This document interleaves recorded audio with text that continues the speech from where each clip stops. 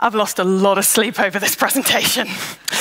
I get very, very nervous before big talks, but it's at times like this that I have to remind myself that I am a sleep evangelist. And that means that if I see your eyes glaze over and your head starting to nod, I can literally take it as a compliment. So why do I call myself an evangelist? Well, learning about sleep is great, but success for me is to inspire you to change something. So over the next 20 minutes, I want you to really think, am I satisfied with my current habits, or do I want to do something different? So as I've said, I've had a few dilemmas over what to talk about today. I mean, like, sleep science is so exciting. There's so many new and emerging topics that I just really wondered what to talk about. And I was still thinking about it last week when I went to dinner with my brother and his wife and my nephews, Sam and Flynn. This is Sam. He's just turned 11. He's just been given his first phone. And on Friday, he just finished his first week of secondary school. It seemed to be going well, but apparently he was so glued to his phone on the way home that we're not really sure. It was a lovely dinner, and I forgot all about the presentation until I got home. And then I had this surprise call from Sam's phone. And I could hear him protesting in the background as my brother said, "Auntie Sophie, do you think, as a sleep expert, that it's a good idea for Sam to be on his phone before bed?" I assured Sam, as an aspiring footballer, that using his screen before bed could in fact delay sleep and disrupt the quality of his sleep, which would impair reaction time and endurance on the pitch the next day. I left out the increased risks of obesity, poor executive functioning, and emotional problems. After all, it was getting late. I couldn't help wondering, what do other parents do if they don't have a sleep expert on a hotline? I mean, these conversations must be happening in millions of households around the world. In the UK alone, 97% of 12-year-olds has their own phone, 99% of 17-year-olds. My instinct was to ignore this episode. As it says, we all know that we're not supposed to use phones before bed. It's so obvious. It's not even worth talking about. Or is it? Okay. Raise your hand if you think that sleep is really important for your health, well-being, and performance. Anyone? Everyone. Great. Raise your hand if you would like to get more or better quality sleep. Well, pretty much everyone. Okay, great. Now, think back to last night and be brutally honest. Who used their phone, computer, or some other screen within 1 hour of getting into bed? Raise your hand. I reckon that's at least 90%. This is not actually a talk about screens before bed, but it is about why, despite more knowledge than ever before, we are facing an epidemic of fatigue, poor sleep, and poor mental health. And I believe if we don't do something profoundly different, it's going to get worse. Because it does seem to be getting worse. Strictly speaking, insomnia is defined as a difficulty falling asleep, staying asleep, or waking up unrefreshed for 3 months or more, which has a negative impact on daytime function, despite adequate opportunity to sleep. At any one time, at least 1 in 3 people is experiencing insomnia symptoms. So the odds are that you, or the person sitting next to you, is feeling really tired. Coronasomnia hit the headlines during the pandemic, but even before that, there were concerns. For example, a Canadian study found that the prevalence of insomnia increased from 13% in 2002 to 24% in 2015. Use of melatonin, the sleep hormone, doubled in the decade to 2018 in the US. A paper I read recently highlighted a peak in Google search terms for insomnia in the first 5 months of the pandemic. But this data that I pulled last week shows that interest in insomnia now is almost as high.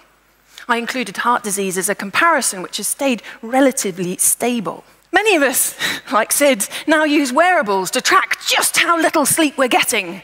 And they tell us that we sleep in these cycles of lighter and deeper sleep, sometimes waking in between cycles. Stage 3 deep, slow-wave sleep is particularly physically restorative. That's when it's very hard to wake someone, and you often feel groggy. You get this sleep inertia on waking. During deep sleep, we produce growth hormone. We repair damaged cells. We mop up inflammation. We consolidate memories, and we flush toxic, dementia-forming proteins out of the brain. A lack of sleep isn't only due to insomnia. Far from it. Sometimes we just don't spend enough time in bed. And teenagers are the worst offenders.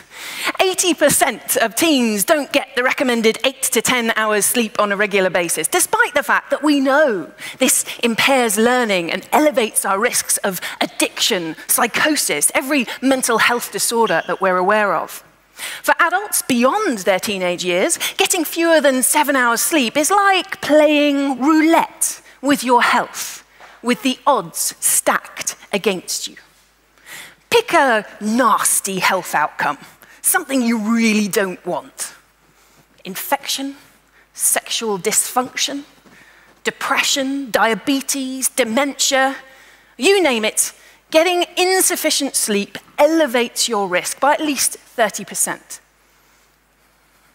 In the midst of this sleepless epidemic, we now know more about sleep and how it works than ever before. In 2017, the Nobel Prize was awarded to researchers who discovered the mechanisms behind our circadian rhythms, or body clocks. Every single cell in our bodies carries a little molecular clock that tells it to oscillate on a 24-hour rhythm. When we get out of bed at the same time every day, this syncs our body clocks so they work together efficiently. When we have haphazard rhythms, when we lie in on weekends or do night shifts, this puts our body clocks out of sync, creates strain, and prevents us from preparing for sleep effectively. Bright light is the strongest Zeitgeber, or time giver, which helps to coordinate our clocks. Light lands on receptors at the back of the eye and sends a message to a master clock that lets the rest of the body know that it's daytime. Food and movement also play a role.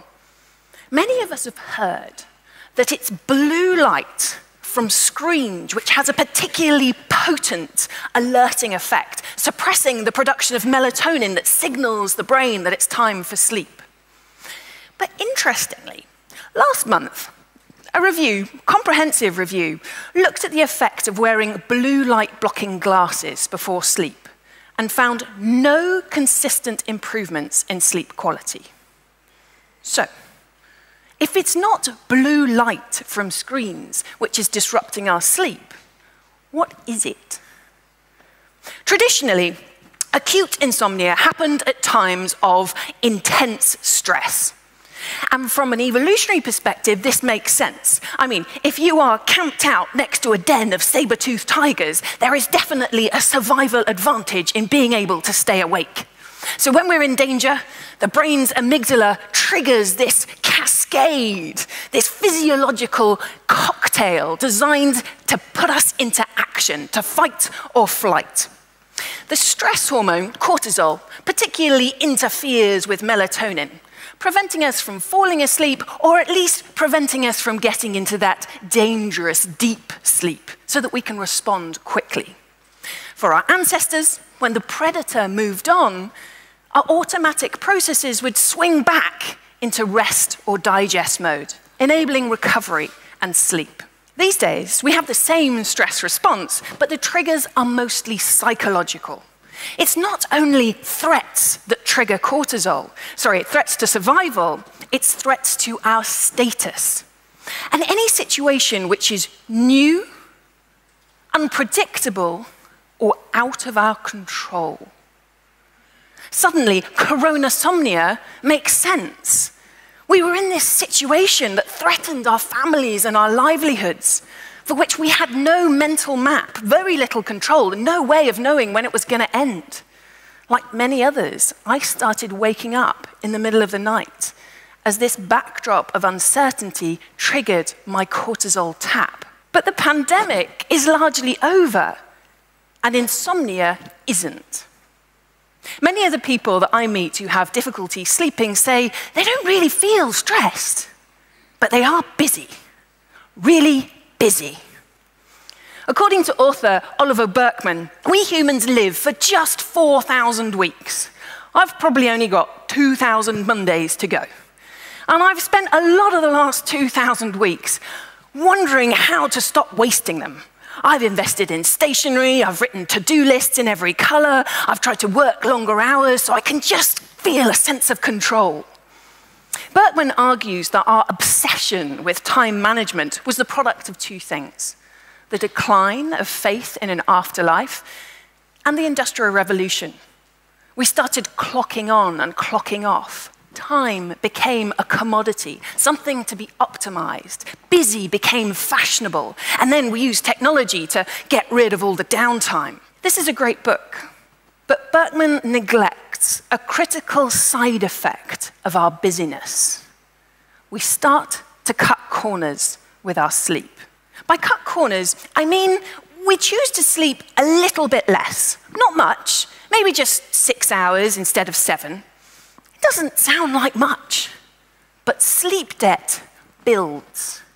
10 nights with 6 hours sleep has an equivalent effect on our cognitive performance as not sleeping at all for 24 hours. And how do our brains respond to sleep loss?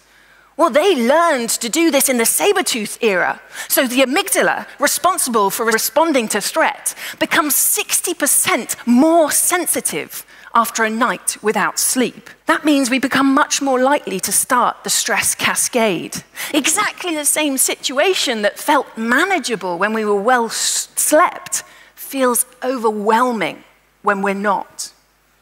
Over time, this trigger-happy stress response exhausts our coping resources, increasing the odds of mental health disorders, physical health conditions. At the same time as prioritizing our stress response, the brain down-regulates activity here in the prefrontal cortex, the executive control center, responsible for logic, planning, self-control. And so we're slower to respond. We're susceptible to quick-fix solutions, and we give in to our cravings. I know you know how to sleep well. But what do you do when you're tired and your brain craves these sleep-sabotaging behaviors? Well, you have a lie-in at weekends, messing with your circadian rhythms. You skip going to the gym, you snack on fast food late at night. You use caffeine to energize you, amplifying the stress response. Perhaps you use alcohol to help you wind down, which further fragments your sleep. Why don't you ask for help? Well, it turns out that the sleep-deprived brain tells you to retreat from social situations and increases your perception of hostility from the people around you. Couples who are sleep-deprived are not only more likely to argue, they are more likely to be negative and accusatory in their problem-solving approach. Many parents think that using a screen helps their child to wind down because they're so quiet and absorbed. But the default state of the brain is a sort of delightful daydream. Paying attention comes at a cost. A flow of new information activates our executive control centers, and this requires energy. So the tired mind has to turn on a little flow of cortisol to keep the glucose coming. As neuroscientist Daniel Levitin argues, multitasking, which is really rapid task switching, demands an even greater cognitive load. So when we glance over at a screen and we see a message, it activates our stress response. It triggers a dopamine addiction feedback loop, which rewards us for being distracted and makes us more susceptible to external stimulation. For some people, using social media also triggers extra anxiety associated with FOMO and a sense of social obligation. Studies have shown that cortisol levels are higher when your phone is in sight or nearby, when you hear it, or even when you think you hear it. So I'm just going to put this over here where I can't see it.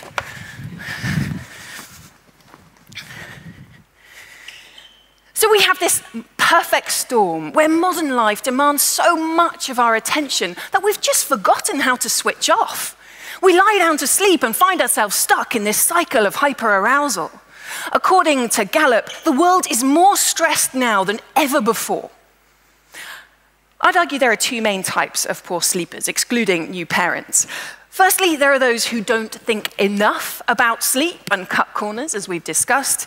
And then there are the second group, who think about it too much. In chronic insomnia disorder, sleep itself becomes the enemy. Catastrophic fears of not sleeping fuel an ever-increasing hyperarousal. When it gets to that stage, treatment with cognitive behavioral therapy for insomnia is the first-line option. But surely, it doesn't have to go that far. Surely, we can stop this cycle from happening before we get there. Intrigued by this, I decided to do an experiment.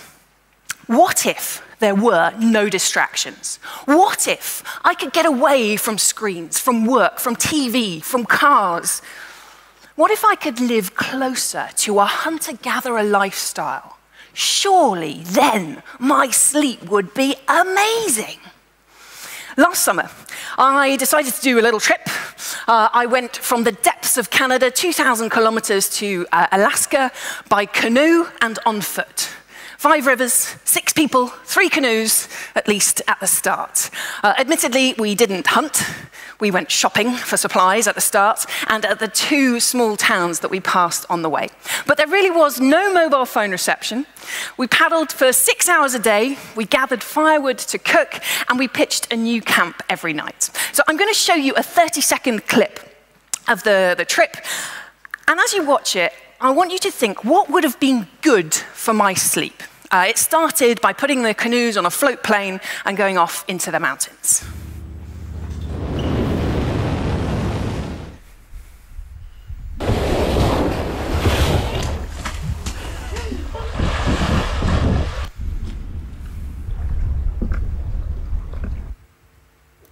So, welcome to the Rat River. We are covered in mosquitoes.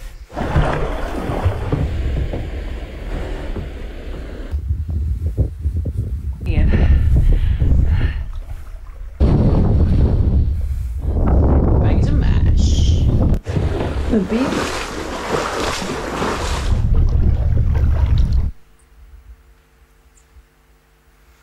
So that was it. What do you think would have been good for my sleep? Any ideas? Sport, physical activity, yep, absolutely. What else? Fresh air, yep. Anything else? Nature, buckets of natural sunlight, all these reasons that my sleep must have been amazing.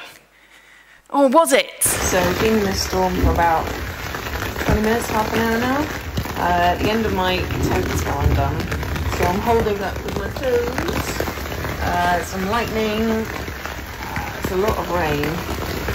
I'm seriously wondering whether my tent will stand up to it. This is what it's like to live in the wild. I discovered that you could abandon modern life, but you can't abandon stress. The stress of bears and storms. The stress of team dynamics falling apart when 2 members of the team decided to race ahead. The stress of having to carry our canoes 100 kilometers upstream in icy cold water. But although every day contained elements of sheer misery, there is no doubt that it succeeded in quietening my mind. When I came home, I have never felt happier. I had this sense of confidence, of lightness, of clarity that I've never had before and haven't had since. My sleep really was more restorative, deeper. It's taken me a year to realize what you probably clocked just by watching that clip, which is that we can do stress, but only when it's coupled with rest and recovery. I've got 3 reflections on the trip, which I hope will help you to prevent insomnia, and a couple of wider implications. First of all, and we are in an incredible venue to say this, when you are in nature, or even when you look at a picture of nature, you will probably feel a sense of calm.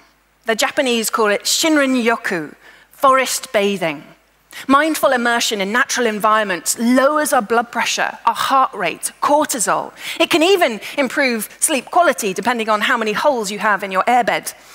A recent UK study found that exposure to mental health, increased exposure to natural environments, improved mental health up to a maximum of about 120 minutes. Then things started to plateau.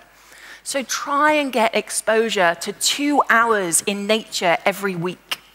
One thing I missed when I came home were the sounds of nature. Birdsong, wind, rain, at least when it wasn't too strong. When I came home, I kept switching the radio off. Think about how often you unconsciously surround yourselves with noise, asking your brains to multitask. This actually looks pretty idyllic, doesn't it? Most of our evenings in Canada were not like this. There were so many mosquitoes, we actually had to go and hide in our tents. I had nothing to do in the evenings, so I started writing a diary. First of all, I just wrote where we'd gone, what we'd done that day. But when relationships between the teams started to break down, this became my outlet to say how I felt. Sometimes we don't feel like we have too many thoughts, but if you get into the practice of writing things down, you may actually find there's more going on up here than you realized. I found that after a few weeks of writing every day, I wasn't just writing about the trip anymore. I was writing about bigger things, life questions that I never had time to think about. There is a reason that mental health improves with daily journaling and regular therapy. It helps to take the messy noise up here and commit it to the page so you can let it go. One simple trick, if you want to get into a writing habit, is to write a very specific to-do list every night. There was one study that showed that those people who wrote a detailed plan for what they're going to do the next day fell asleep 10 minutes faster than those who just reflected on the previous day. Finally, I'm not going to tell you to ditch screens before bed. But I am going to remind you that you do need to switch off the cortisol tap. And in order to do that, you want to create a sense of familiarity, predictability, and safety. Doing the same things in the same order before bed does that. Bedtime routines are not just for kids. You may also find that having a comforting object helps. When I was trying to sleep in this sleeping bag, it's very cold, and when I went to the shop, there was only one blanket, which was this fleecy dinosaur blanket. And I took to cuddling it up before I went to sleep, even when I got too hot. It turns out that NASA invites astronauts to take teddy bears into space for the same reason. When I travel now, I always take my cuddly sloth for that sense of security and comfort. Some of these things will help, but the truth is, preventing insomnia is not an individual pursuit. It has to become a collective effort. Our environment is so busy, so full of new news, so full of distractions. There is very little defense for the sleep-deprived mind. I had to chuckle to myself when hundreds of miles from anywhere, I still picked up my phone and checked Instagram. We need to create boundaries, physical environments which are conducive to sleep. We have to ask each other, what am I doing which is interfering with your sleep? What can I do to help you get better quality recovery? There are studies that show that parent-set bedtimes actually helps teenagers to sleep for longer. And in the US, there is a drive for later school start times, which fits better with the teenage clock. Teenagers, students, teachers, do we need homework? Do we need as much homework? Managers, are you sending emails after hours? Sleep-deprived leaders tend to have a contagious effect on their teams. When you send that email late at night, you're not just sending an email, you're sending a message that you don't value sleep. Sleep-deprived leaders tend to exhibit more bullying behavior in the workplace and have less engaged teams. I didn't actually tell you why our team split up. It turned out that 2 of the rest of us accused the 4 of us here of taking things easy. So Tom here didn't want to get up at the crack of dawn. I insisted that we needed breaks every 1.5 hours. So the other two raced off one day after 3 weeks. They didn't actually make it to the finish here on the Yukon Bridge. They took a wrong turn, went up to a glacier and had to retreat. And their dented morale didn't make it through 5 days of paddling against gale force winds. So they hitched a lift with a moose hunter and went home 3 weeks early. We have got to stop perpetuating the myth that we need to earn rest. It has been said that insanity is doing the same thing over and over again and expecting different results. If we maintain this constant busyness, if we check our phones 100 times a day, if we don't let ourselves stop and pause, I believe that insomnia, anxiety, burnout are only going to get worse. We need to start helping each other. Give ourselves permission to rest. Only then will we sleep better, recover more effectively, and achieve more. Thank you. Thank you so much, everybody. Sophie, everybody, it is now question time. In the first slide, you already showed us that the night's sleep has 2 halves. In early Middle Ages, the societies know it and accepted it. What is your opinion? What we have to do between the 2 halves? So there is a theory that in the Middle Ages, people used to get up after the first half of sleep. Actually, there's a lot of data that suggests that getting uninterrupted sleep during the night is better for us because of our circadian rhythms. We are wired to recover during the nighttime period. So we know that when people try and cheat it and cut it up into short phases, which is called polyphasic sleep, this has negative effects in the long term on performance, on mental health, and on our energy levels. So I would say to stick to overnight sleep when you can. I'm just wondering, I'm kind of used to create habits for many of the area of the life. I'm just wondering whether it's better to wait for the sleep to arise or to have really hard habits about sleep. Really great question. Should you try and go to sleep like clockwork? It's kind of what you're asking. My advice would be definitely wake up like clockwork. As often as you can, get out of bed at the same time. But when it comes to bedtime, the amount of sleep that you need is going to change depending on what you've done during the day. So if you run a marathon, you're going to be pretty tired.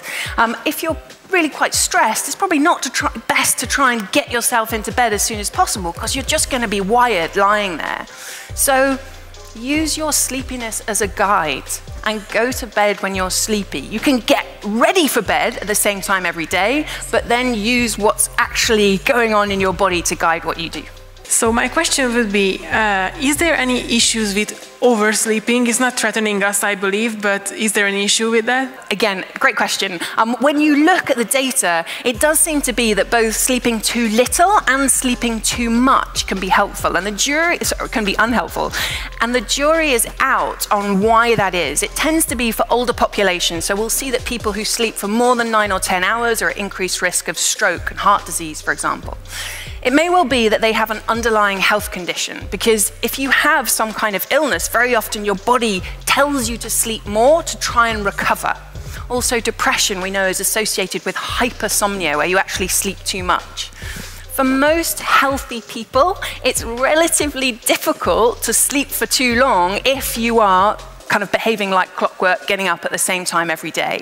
So for most young people, I wouldn't necessarily worry about it too much. If you find you're really having to sleep in at weekends, it's a really good sign that you need to get more sleep during the week. My question is that do people study the interaction of these changes in the lifestyles and sleeping habits with political and economic structures historically or today? Not enough. I think it's a really good point. I mean, you know, loads of money has gone into trying to prevent obesity, but we know that there are links between your diet, your metabolic control, and sleep. And it's very unusual to see sleep mentioned in the context of trying to fight obesity. So I think there's a lot more that we can do to join up these different structures and use the political environment to try and facilitate better sleep.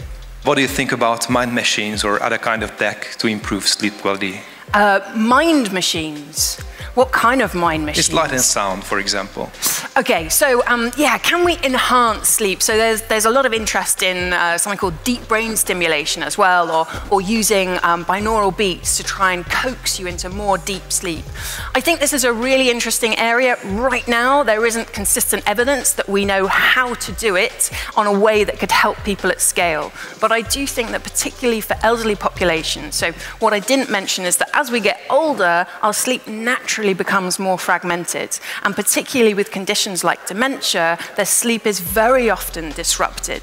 So if we could use some kind of artificial means to enhance deep sleep, that could have really positive protective effects.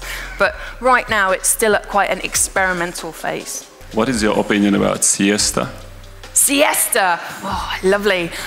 So pros and cons. There is some evidence that when, I think there was a Greek island and they managed to study when they got rid of the siesta, actually heart disease rates went up. Now there are probably a lot of other things going on as well, but I do think that taking a break during the day is very healthy. Whether or not you use that for sleep depends really on how well you're sleeping at night. So don't try and force a nap, but actually short naps can be really good from a performance perspective.